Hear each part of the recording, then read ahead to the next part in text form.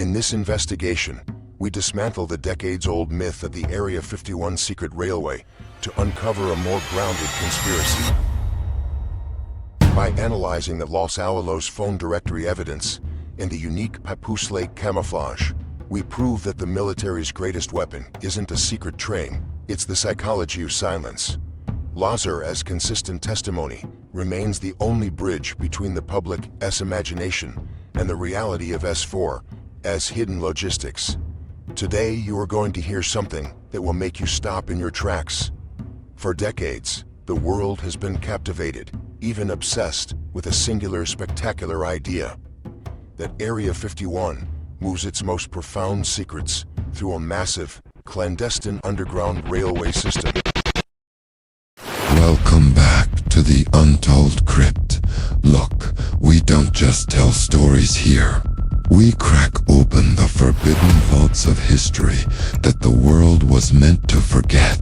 If you're hooked on secret history, bone-chilling mysteries, and mind-bending science facts, you're in the right place. Do yourself a favor, hit that subscribe button and join the inner circle so you never miss a deep dive into the unknown. Smash that like button if you're ready to dig deep now. This image of a subterranean network, shuttling alien technology and classified projects beneath the unforgiving Nevada desert, has become an unshakable pillar of the UFO lore. It's a grand cinematic vision of government power and secrecy. But what if I told you that the very man who stands at the epicenter of this entire saga, the whistleblower who brought the world to the doorstep of Area 51, Bob Lazar, never even mentioned a train? This discrepancy isn't a minor detail. It is the loose thread that, when cold, unravels a much deeper and more unsettling truth about the nature of official deception. The railway myth, it turns out, is a symptom of a far more sophisticated strategy of misdirection, a ghost train we were all encouraged to chase. The real story is not about what moves under the ground, but about how information is manipulated above it. In the next 10 minutes, we are embarking on a forensic journey to dismantle decades of carefully constructed government deception surrounding the S4 facility, a location even more secretive than Area 51 itself. We will dissect the central question that has been largely ignored. Why did we, as a culture, invent an elaborate railway to explain a mystery that was already profound on its own? How did this specific narrative take hold and become a fundamental part of the Area 51 legend? We will also re-examine a critical piece of evidence that has been a battleground for believers and skeptics alike for over 30 years.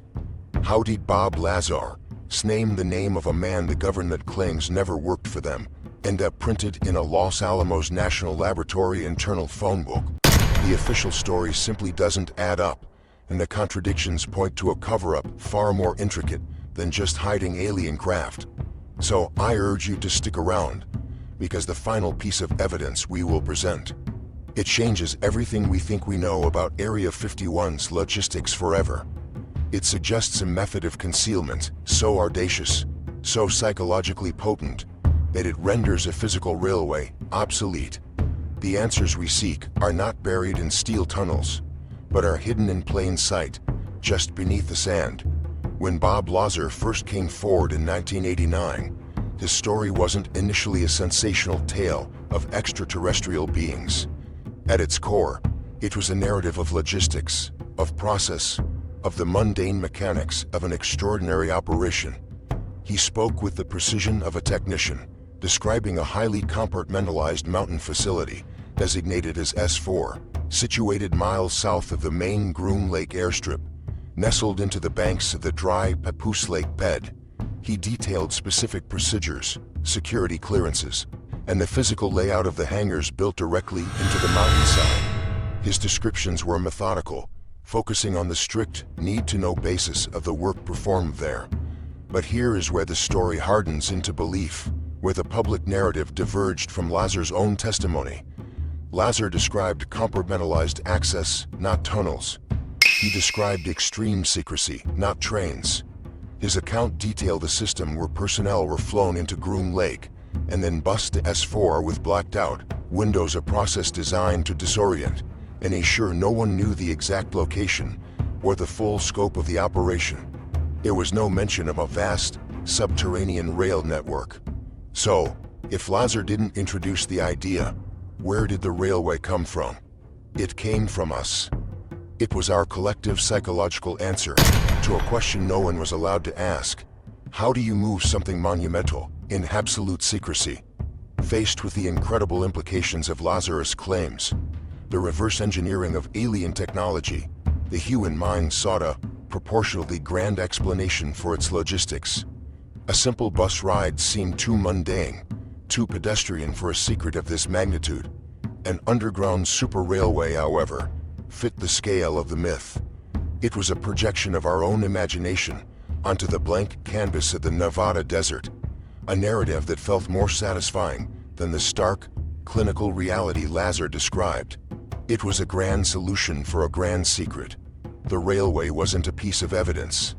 It was a psychological necessity, a story we told ourselves because the truth of simple, brutalist secrecy was almost too difficult to comprehend. It was our attempt to fill a void deliberately created by an apparatus of silence.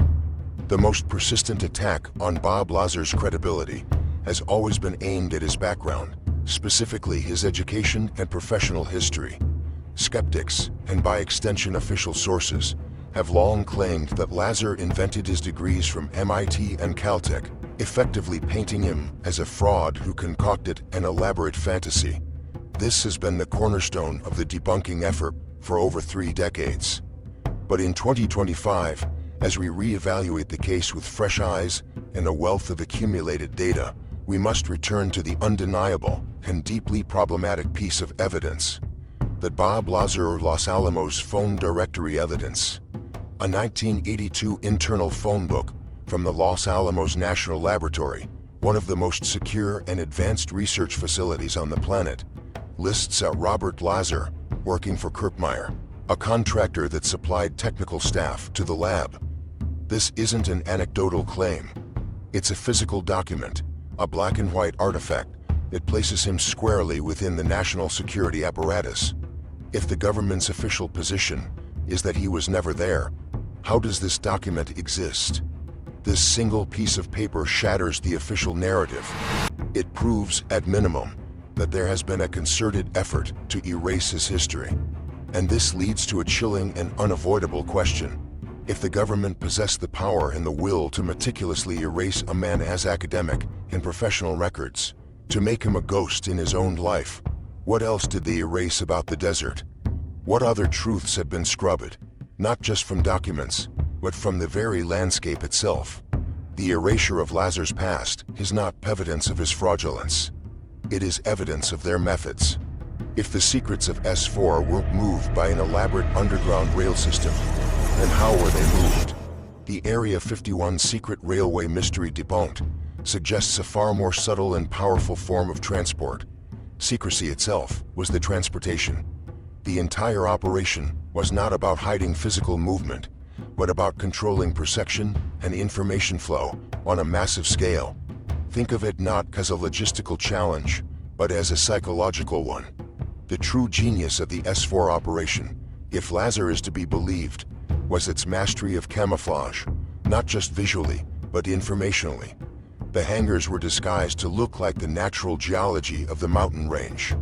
Personnel were moved in ways that prevented them from ever understanding the full picture. Every piece of the puzzle was kept in a separate, sealed box. This methodology is not without precedent. We now have declassified CIA files that prove that many of the UFO sightings reported by the public during the Cold War, particularly in the 1950s and 60s, were actually a convenient cover story. These sightings were, in fact, test flights of high-altitude reconnaissance aircraft like the U-2 and the SR-71 Blackbird. The CI actively encouraged the UFO narrative because it was a perfect shield.